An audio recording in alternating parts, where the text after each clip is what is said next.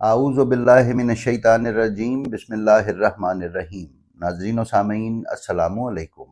امید ہے آپ خیریت سے ہوں گے اور ہماری ویڈیو سے استفادہ بھی کر رہے ہوں گے۔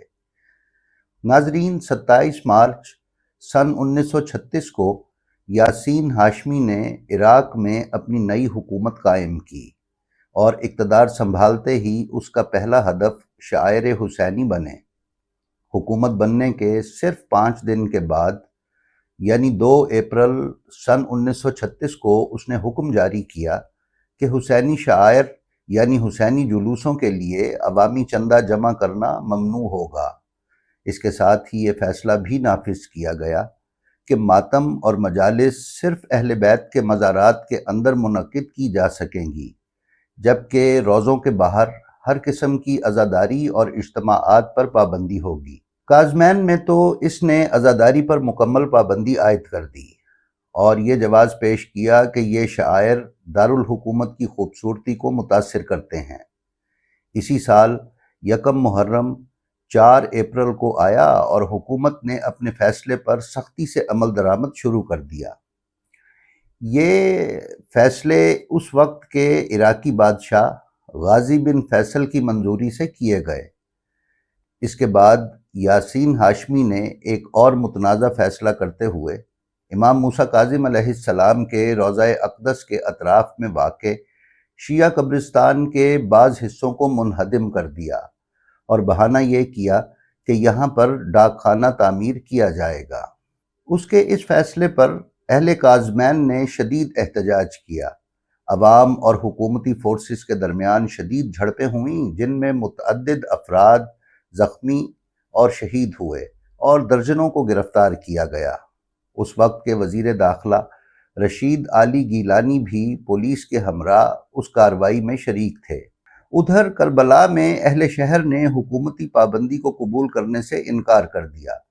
شب عاشور تویرج کے باغات میں عزادار جمع ہوئے اور عاشور کے دن جلوسوں کے برآمد ہونے اور عوام کے عزم کے سامنے حکومت بے بس ہو گئی اور عزاداری حسب معمول روضہ امام حسین علیہ السلام میں منعقد ہوئی۔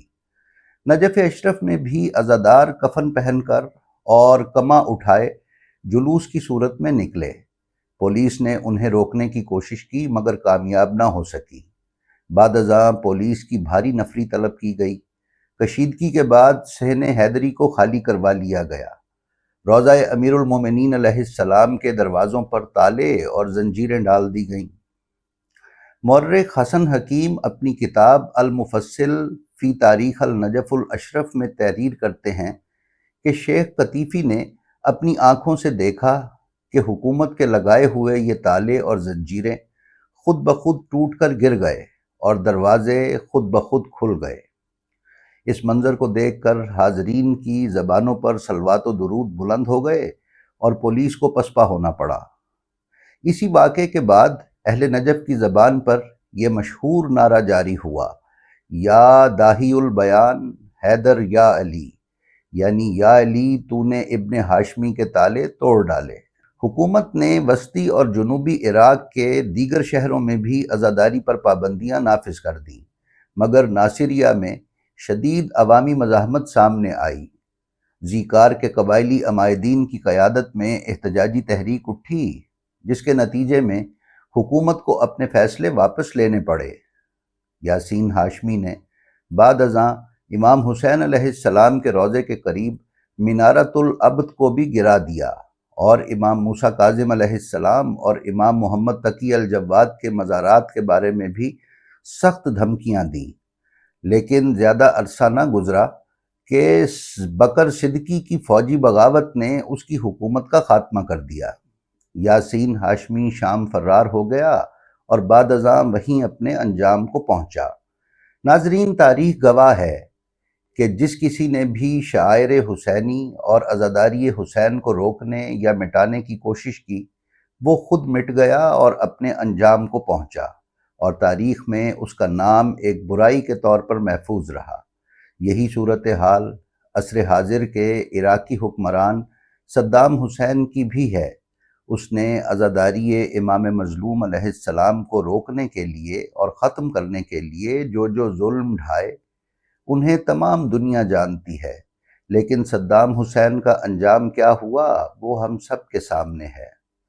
صدام حسین کے داماد اور اس کے بیٹوں نے عراقی عوام پر وہ مظالم ڈھائے جن کی نظیر نہیں ملتی۔ اسی صدام نے امام حسین علیہ السلام اور جناب عباس علمدار علیہ السلام کے مقدس روضوں پر ٹینکوں سے گولہ باری کی اور شدید فائرنگ اور قتل و غارت گری کی، اور پھر امام حسین علیہ السلام کے صحن اقدس میں کھڑے ہو کر صدام حسین نے پستول لہرا کر متکبرانہ جملے کہے، شیعہ علماء کا بے دریغ قتل کیا اور خون کی ہولی کھیلی۔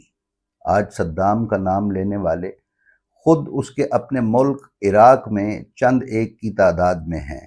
اگلے آنے والے کچھ سالوں میں دنیا اس ظالم متکبر کو بالکل بھول جائے گی۔ جی تو ناظرین، یہ تھی ہماری آج کی ویڈیو۔ ہمیں امید ہے یہ آپ کو پسند آئی ہوگی۔ اگر آپ ہمارے چینل بلینڈ آف ہسٹری پر نئے ہیں تو ہم آپ سے گزارش کرتے ہیں کہ برائے مہربانی اسے سبسکرائب کر لیں اور اس کے بیل آئیکن پر کلک کر کے آل نوٹیفیکیشنز کی سیٹنگ کا انتخاب کر لیں تاکہ آپ اس پر پیش کی جانے والی کسی بھی ویڈیو سے محروم نہ رہ سکیں۔ اس کے ساتھ ہی ساتھ ہماری جو ویڈیو آپ کو پسند آئے اس کا لنک اپنے حلقہ احباب میں شیئر کر کے علوم محمد و آل محمد علیہ السلام کی ترویج و اشاعت میں حصہ دار بنیں۔ آپ اپنا اور اپنے متعلقین کا بے حد خیال رکھیں اور خلق خدا میں آسانیاں تقسیم کرتے رہیں۔ خدا آپ کا حامی و ناصر ہو۔ السلام علیکم۔